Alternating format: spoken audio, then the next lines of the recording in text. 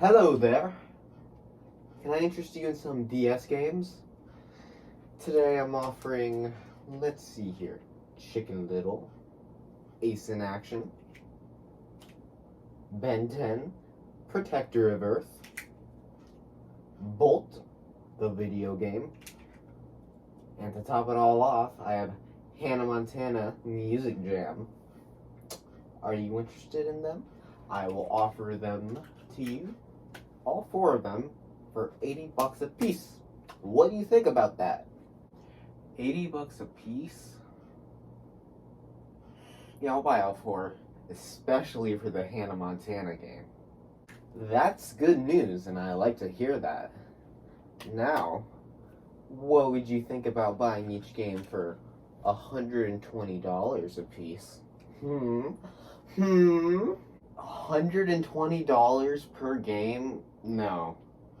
At that price, I'll only buy one game. The Hannah Montana one.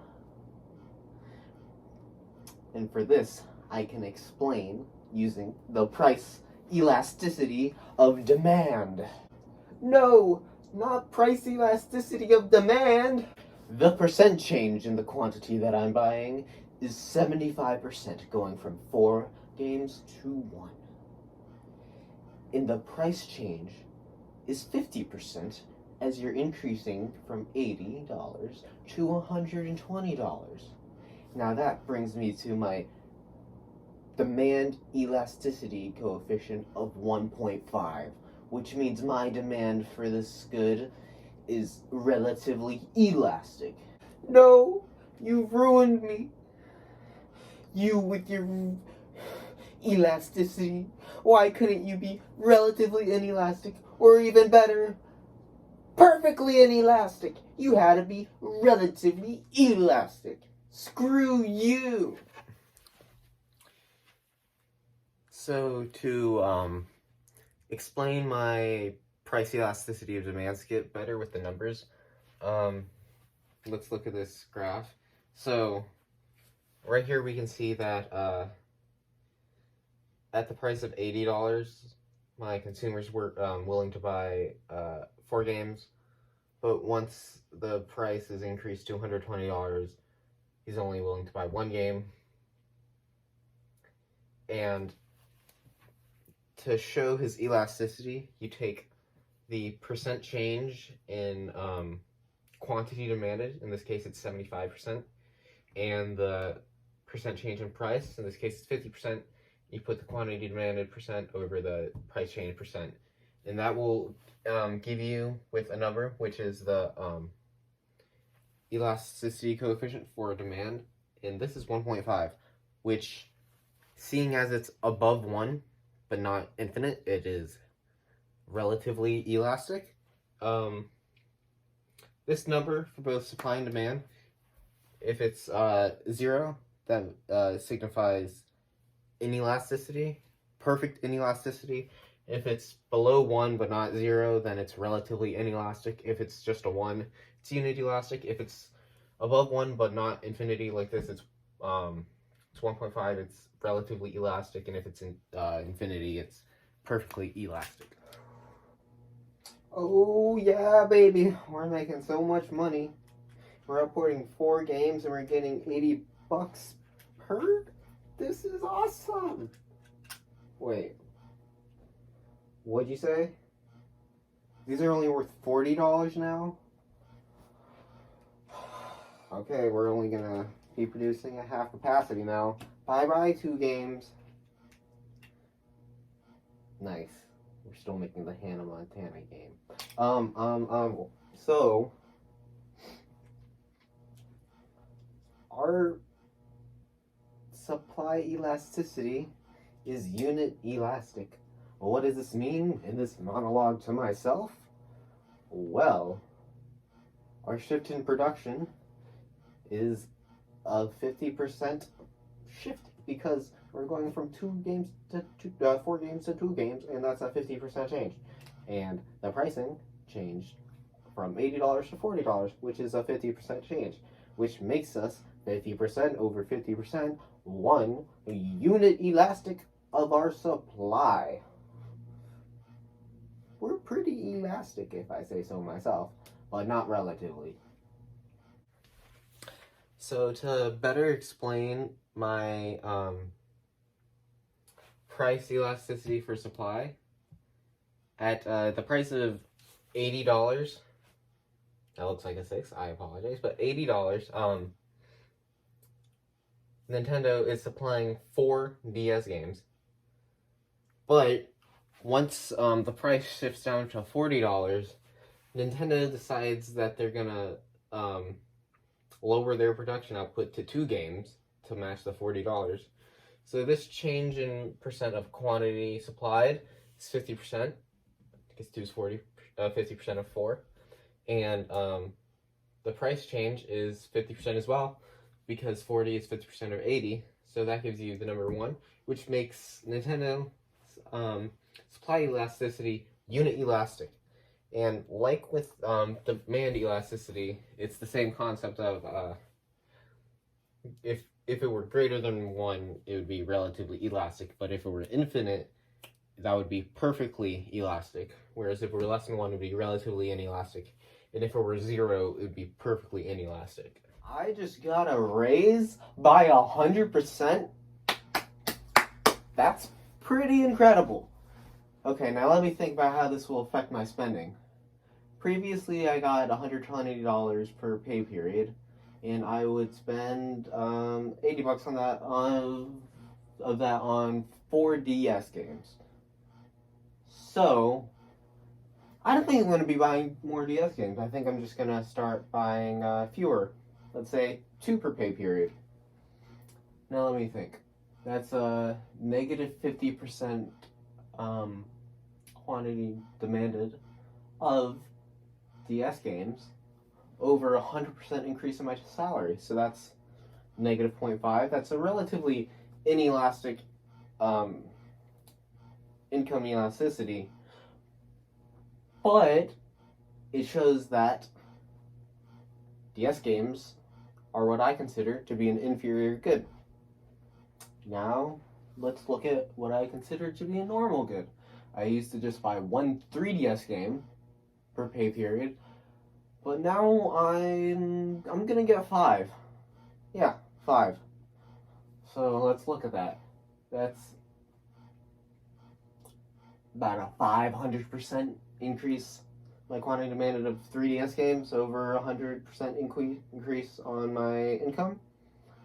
That gives me the number of 5, which means I have a relatively elastic income elasticity for 3DS games, and since it's positive, I consider them to be a normal good.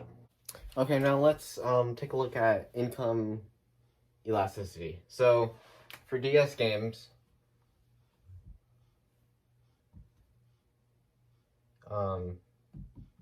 here we have income, quantity. So at an income of $120, I was demanding 4 DS games.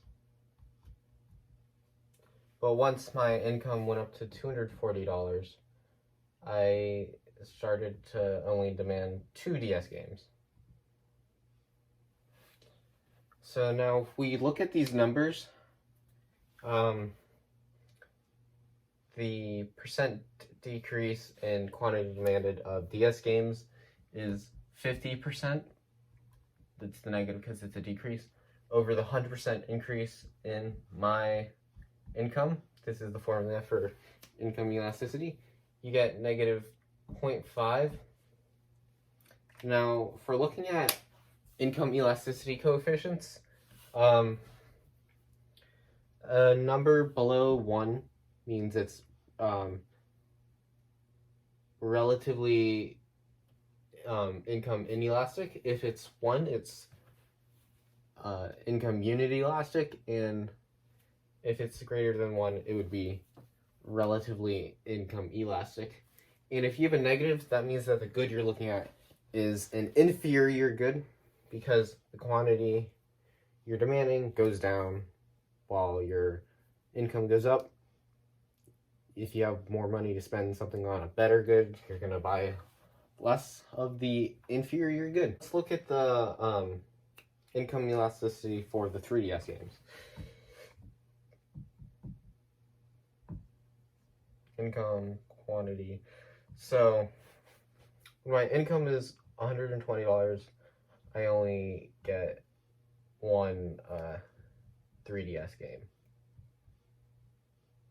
But once my income increases to $240, I now demand 5 3DS games. Now, if we look at these numbers, my quantity demanded percent increase is 500% because 5 is 500% of 1. And my income went up 100%. So, using this equation, we get a income elasticity coefficient of 5, and it's positive, which makes 3DS games a normal good, because as my income increases, my demand for that good increases as well. And the 5 shows that it's relatively income elastic, as it's greater than 1. What in the world? 3DS games are now worth $80? They were only worth $40 yesterday. I normally only demand 10 books, but since 3DS games are so expensive, I'm going to need some sort of substitute for them.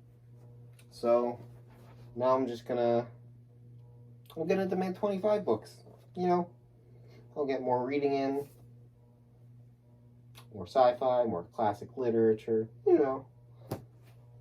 I'll substitute that for the video games that I was wanting, but they're so expensive now. How could you do this to me, Nintendo? Okay, now to explain cross-price elasticity with substitute goods and what those are. So the price of 3DS games is the y-axis, and quantity demanded of books is the x-axis. So at $40, consumers demand 10 books. So the price of 3DS games, when that's $40, consumers demand 10 books.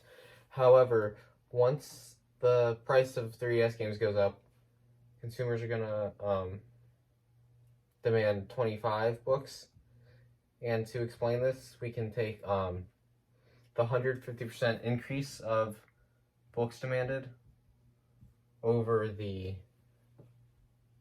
100% increase of the 3DS game prices, and we will get the number 1.5. Now this is a positive number right here, which means that these two goods are substitutes. The price increase of one of the goods will lead to an increase in demand of the others, because, for example, if, well, no, we'll just use this. So, if the 3DS games become more expensive, that takes more out of me to buy. That's a lot more expensive of considering my resources. So I'm going to start looking away from 3DS games and look towards substitute goods such as books. And they're both entertainment. So I can get similar value out of books. So I'm going to substitute my purchasing of 3DS games with the purchasing of goods. And this positive number shows that indicates that the cross price makes these two goods substitutes of each other. 3DSs are now $200 instead of $100. Man, I'm only gonna get 5 games instead of 10 now. Yeah, because I only get more games once I fuel my addiction of getting new consoles that I already have. Yeah. If my 15th 3DS is going to be $200 instead of $100, I'm just going to start decreasing my demand of 3DS games. What do you have to say for yourself, Nintendo? We're just adjusting our prices to what the market was saying, but it's clear that the 3DS game quantity demanded is going to go down. What's that? A 50% decrease in demand over 100% increase in cost of the 3DSs? So that leads you to the number of negative 0.5. So that means that 3DSs and 3DS games are complementary goods. Who would have guessed it? Okay, so to explain cross-price elasticity with complementary goods and what those are, let's make a graph.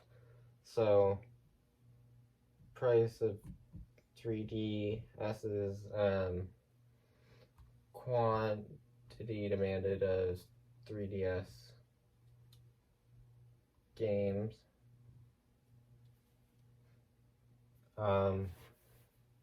Okay, so to explain cross-price elasticity for complementary goods and what those are, let's take a look at a graph of the price of 3DS and the quantity demand of 3DS games.